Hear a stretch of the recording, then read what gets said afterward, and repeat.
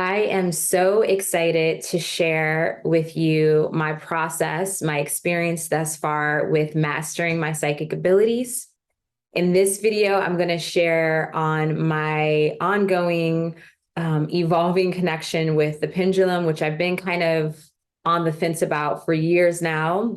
I'll also talk about my process in reading or getting an energy reading on my chakras. And my goal and intention essentially is to balance them, open them, get them active, and to get them all in alignment. And if I could do that, I don't even know if that's possible. I'm sure it's possible. Anything's possible. But I am really excited about this journey and I want to share it with you. And so, if you've been tuning into my work recently, I have been talking about mastering psychic abilities. I've been talking about how I've been utilizing the psychic workbook. And in addition to that, I have decided to take energy readings of my chakra centers. And therefore, as I begin this process, because it did start years ago, I would say around the time I really devoted myself fully to my spiritual path, which I would say that was about 2016, 2017. I had my first Reiki session, which really opened me up to my channeling abilities or my psychic abilities. And what I really enjoyed in my short time with this mentor was when he measured my chakra centers. He also used dowsing rods to measure my aura, how far out my auric field was from my body. And he had me feel into different emotions, like thinking about different experiences, feeling into the emotion. And in that, we measured my auric field, which that's something I'm going to try too, but I don't know if I can do that myself. But who knows? This is all a part of the journey. So I was really, really inspired and attracted to the readings when we went into the Reiki session. Before he did the actual Reiki process, or I guess this is part of the process, he used a pendulum to measure my energy centers to see what was blocked, what was active, and so forth. And I remember doing that. And I was, like I said, I was really inspired. And so I never really initiated the process of reading the energy centers myself, but it was always there. And moving further down the line, or a couple years later, I began using the psychic workbook. I began using a pendulum, and I had another connection in deep meditation. I would say astral travel into another lifetime experience. You could say a past lifetime, but I was using a triangle bell for healing. And so I've always resonated and felt this call to energy healing in the sense of sound healing and in the sense of working with crystals. That kind of slowly came into specifically quartz crystals. So that is going to be a part of this process as well. And I'm going to share all of this in small videos here and there as I really get a understanding and, just a foundation in what it is that I'm doing and intending to practice. And so moving forward, where I am now, or what I began to do, once I got my pendulum, I began to measure my chakra centers. And I was doing it once a week. And I was seeing how the energy changes. And I will say my perspective on what the pendulum has to share, what it is teaching is it's teaching trust. It is teaching us to trust not only in our intuition, but also being able to trust that there are divine forces around us. There's divine guidance that we are working in accordance to. At the same time, it is also teaching, which is something that we all know, that energy is always changing. And so that was one thing that was hard for me in this process. And coming back to the pendulum was, how is it a yes or no? How do I know it's not my own wishes, my own intentions that will say persuade it to be a yes or no?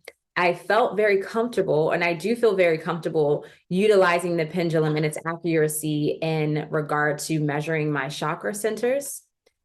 But I was hesitant and kind of confused about asking the no, yes or no questions. And where I am at this point is I am beginning to trust and strengthen my connection with the pendulum, where I am beginning to ask the yes or no questions. And like my true Capricorn moon, Capricorn stellium self, I have to create some sort of structure around what it is that I'm doing around my understanding and really my connection to the divine energy. And so where I am at this point, I am beginning a 28-day. I already begun. I think that I should write the days actually. I believe I just did, today was day 4, day 5. And I am reading my energy centers and noting the rotation of the energy centers, whether it's counterclockwise, clockwise. I have been getting also a nod, and I've been getting side to side. Not always the nod, frequently the side to side, not always.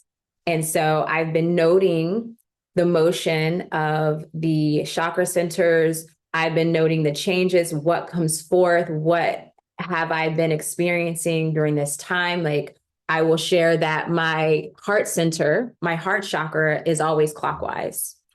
And it was clockwise when I was getting the Reiki session, and the Reiki practitioner mentioned that for empaths, for healers, for any practitioner that's in this, field of quote unquote work, or in this journey, they tend to have an open, big heart space, heart chakra, a lot of energy there. And so I knew right away that my other chakra centers are to be in alignment with my heart. Now, recently, as of the past 2 days, my heart chakra has been counterclockwise. And my understanding of that, my interpretation of that, and I'm still uncovering it.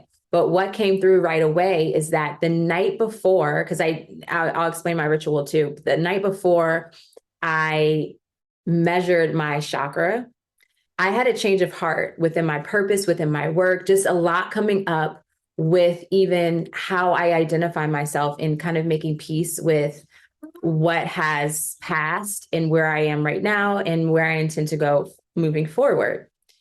And so that was something that came forth. I was like, is it possible that the motion of my heart is counterclockwise, since I literally had a change of heart? And I actually didn't think about this, but that's a good question to ask the pendulum, just to see what comes forth. I am also, I will say, hesitant to continue to ask the yes or no questions, or my Capricorn self is really very strict about it. Like, it's like, you only get this amount of chances, or be very careful of what you ask or what you want to know, which I fully am. I'm devoted to that structure and some sort of limitation for myself. Again, with anything that I share, take what resonates and create it, or create your own method, make it your own. But if it doesn't resonate, then you already know, leave it, right? And so my ritual for my 28-day practice on energy reading is I wake up every morning, and right now I have a tension where I'm working with the flow of abundance and creating the space, opening up my space for my intentions moving forward, for my business, for my health, for my wealth, and all of those things.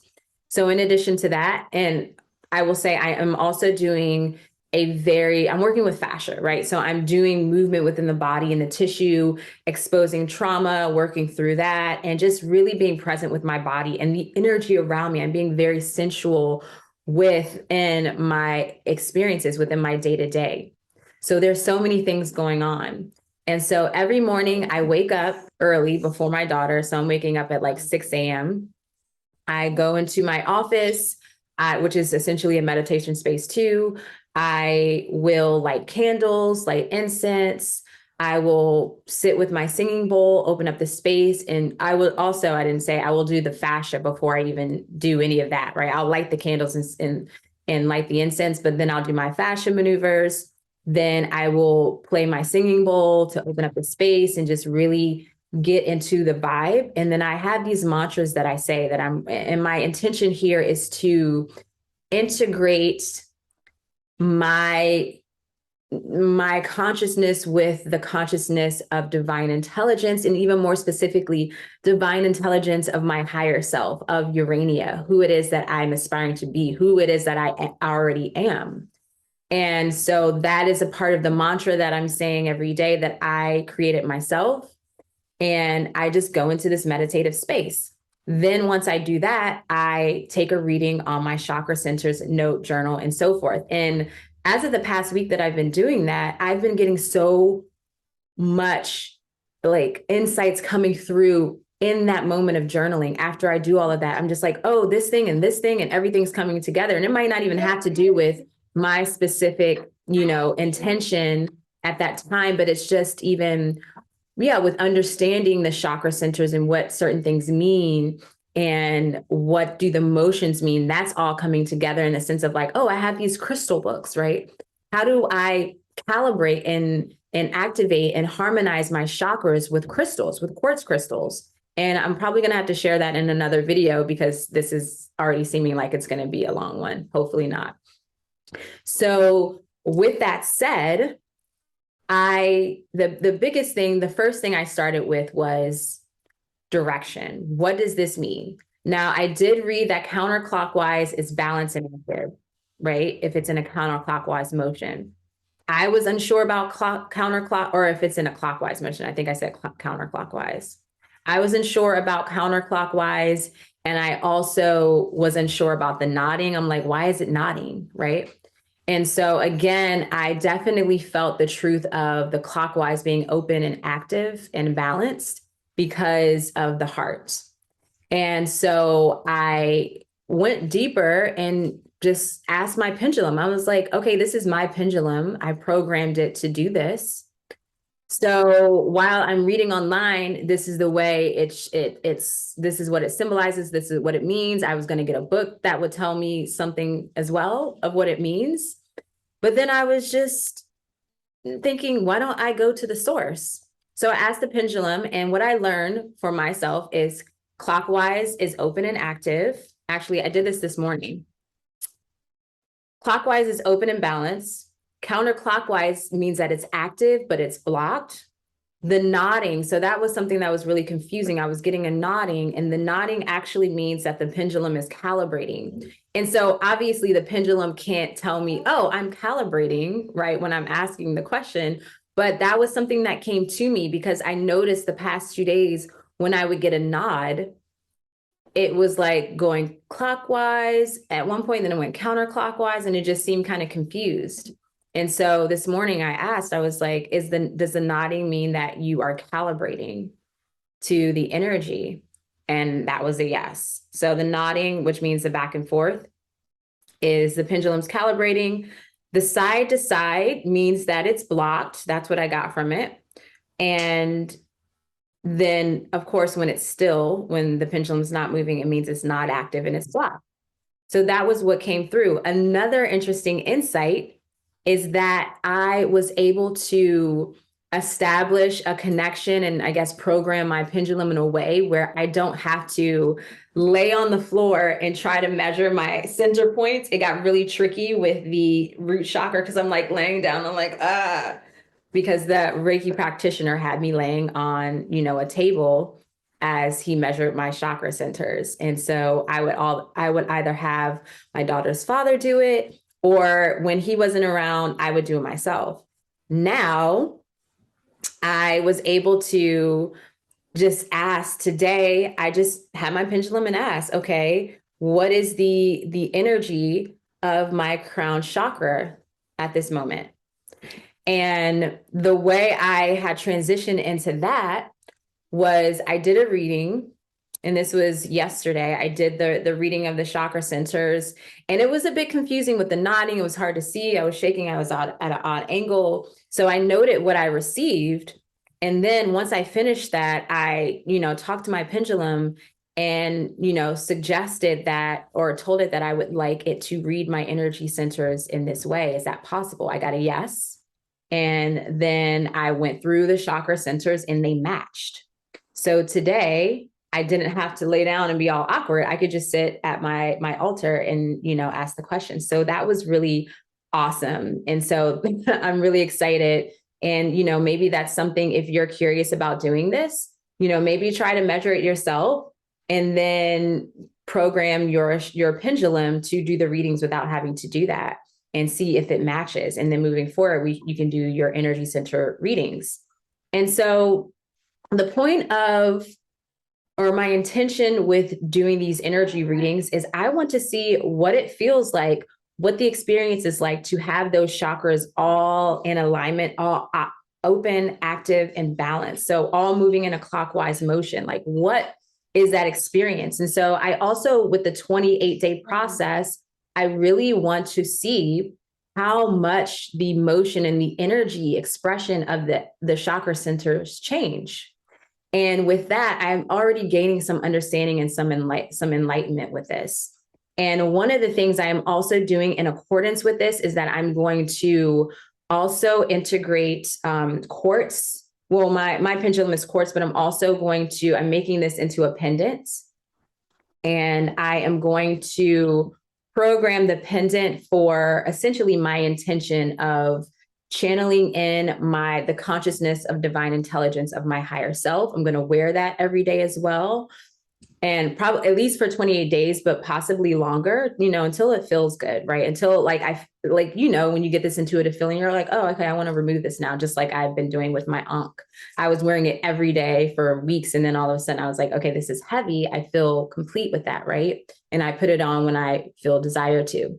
So that's what I'm going to do with the pendant, this quartz pendant. But what I've been learning is the way in which to program the quartz so that it will be of assistance in channeling the energy through, of cycling it through, and will be of assistance with balancing and harmonizing the chakra centers. So we'll see how this goes. And I want to share that one of the things that just came through with this practice thus far, it's only been, I've been doing the readings, I would say, for a little over a month, but not in like every single day as a ritual. I've been doing it like every week. And I will share that before this past Scorpio lunar eclipse that we just had, 4 out of the 3 of my chakra centers were actually still. And when I was taking the readings over the course of a couple, because it's been a little over a month since I've started doing this, not the 28-day ritual, but just in general, it's been kind of all over the place. But most of the time, there hasn't been a time where there wasn't one that's still. And now I have them all moving. They're just not all, clockwise. And so I am seeing the process, and I don't know what it was with that Scorpio portal. I definitely felt like that for me was a death portal, and I'm a Scorpio rising. So it makes sense that there was the death of the old self, and I'm coming into this integration with the consciousness of Urania, my divine self. I was going to say higher self, but it's really who I am at this point. And where was I going with this? Yeah, there was a clear transition. Since then, all of my chakra centers are moving. So I'm really excited to see what this crystal does or how this crystal assists in addition to everything else that I'm doing. So in this process of just the short 5 days of the 28 days, I have remembered that I had a video. I did this class like 2 years ago when I had a Patreon on healing with sacred geometry and crystals, and how that sacred geometry is connected to the chakra centers. And so I know that right now what I'm really connecting with is the root and the sacral chakra, and, just things that have resonated with that, whether it be like collective tarot readings that I've been tuning into recently. As of 2 days ago, my daughter's father came home with, this mahogany obsidian. We both love obsidian. We've never heard of mahogany obsidian. So this is really awesome. And we have that deep red, and this is connected to the root and the sacral chakra. He also gifted me, I had been eyeing this And this is a essential oil, perfume oil, and it's got patchouli, rose, and I forgot what the other oil or what the other herb is or flower. I can't remember. Oh, cedar wood is one of them. It's so amazing. And inside is tiger's eye, which the red tiger's eye is associated with the root and sacral. I've been really like obsessing and every day, like just thirsting for this organic cold pressed beet juice. It's like beets, carrots, and like, I don't even wheatgrass. And it's just, oh, I'm going to have to get one today. But yeah, so that has been my experience where it's like I'm doing the work and all of these things. It's like the universe is giving me more tools to help open and strengthen and really stabilize what it is that I'm intending right now, and security and purpose and work and all of those things, and pleasure and sexuality and creation has definitely been a strong intention of mine. And also the solar plexus, that's a big win that is active and clockwise at this point. And so just to wrap this up, what I am going to also integrate is the sacred shape. And for the root, it's the cube. And I have a meditation about the cube in this class that I taught. And I'm going to refer back to that just to see what transpires for me, because I think it was like 2 years ago when I did this. But I want to share with you that I have this class available if you would like to receive it. It is on my website, and I'll put the link in the description below. This class is pre-recorded. Obviously, I taught it before, right? And you can download it. It's only $33.33 or something like that. And it is available for download, so you can have it and watch it as many times as you want. But in this class, I talk about the 5 platonic solids or shapes. I also talk about the Merkaba, the sphere, and the spiral of life, also known as the Fibonacci spiral. So within the sacred geometry, I touch on the elemental correspondences, the chakra that it corresponds to, and its role in healing, and how to utilize this in meditation or in some type of healing practice. And so I really go into, I remember at the time I was just having my very first time with anxiety and panic attacks. It was pretty sure my first year, coming out of my first year of postpartum, it was a really intense time. And these meditations, especially the one with the cube, which is interesting, I'm going to revisit that one, but from a different context, right? From a different experience. These particular meditations, and even the one connected to the heart, right? Because of the panic attacks, I definitely felt like my heart was like overactive and just very vulnerable. And so there's a meditation that I share on working with the heart and the sacred geometry with that. And it really helped to open things up and really shift a lot for me. And so I'm going to be revisiting that and integrating that into this practice too. So I will share on this or on that process as well. But if you are interested in checking out and downloading this class, you can get that via the link in the description of this video. I was going to say the link of the bio. So like stuck in Instagram world, but the link for the class is in the description of this video. I also am creating my own library of free and videos that you can purchase and download of past classes that I've done. I will also share, there's going to be a bunch of free things on there too, like any writings and tutorials that I do all in one space. This is on my website. It's called the Library of Urania. So I'm having so much fun, like creating all of the things. So my website is really in development, and it's going to be ongoing, just expanding and updating. So definitely stay tuned for that. Subscribe to my newsletter if you haven't already, to stay updated on what is updated on my website. So thank you so much for your time. I really appreciate it. If you have any comments or any experiences, just anything you want to share, please leave them in the comment below. And I will see you in the next video. Take care.